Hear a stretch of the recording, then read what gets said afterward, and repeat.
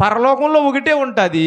ఏముంటుంది అని అంటే ప్రభువుని స్తుతించుడు తప్ప మరొక పని ఏమీ ఉండదు. హల్లెలూయా.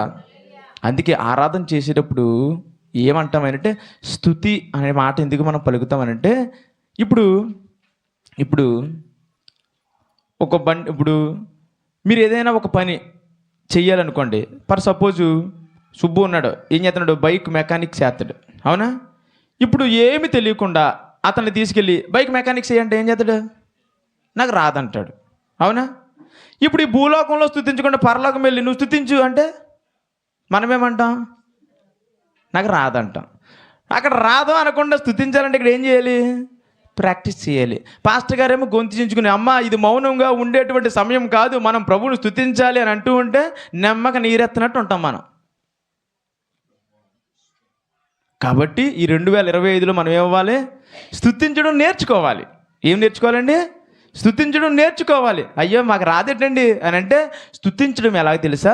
దేవుడు ఆత్మ గనుక ఆయనను ఆరాధించువారు ఆత్మతోనూ సత్యముతోనూ ఆరాధించాలి. మన స్తుతి పెదవుల నుండి వచ్చేది ఏంటో కాకుండా మన మనస్సులో నుండి రావాలి. ఈ ప్రజలు నన్ను పెదవులతో కనపరుచుతున్నారు కానీ వారి మనసులు మాత్రం ఎలాగున్నాయి? నాకు దూరంగా ఉన్నాయి. ఆయనకి మన మనసు దూరంగా ఉండడానికి వీలు లేదు. మన మనసు ఆయనకు దగ్గరగా ఉండాలి. మన స్తుతి మన మనసులో నుంచి రావాలి. హల్లెలూయా.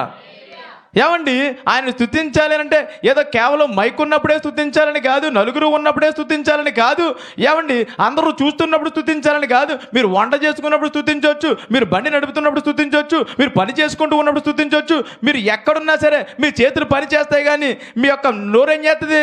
ఏమీ చేయదు కదా. మీ నోరుతో స్తుతించవచ్చు అక్కర్లేదా? చేయగలమా లేదా?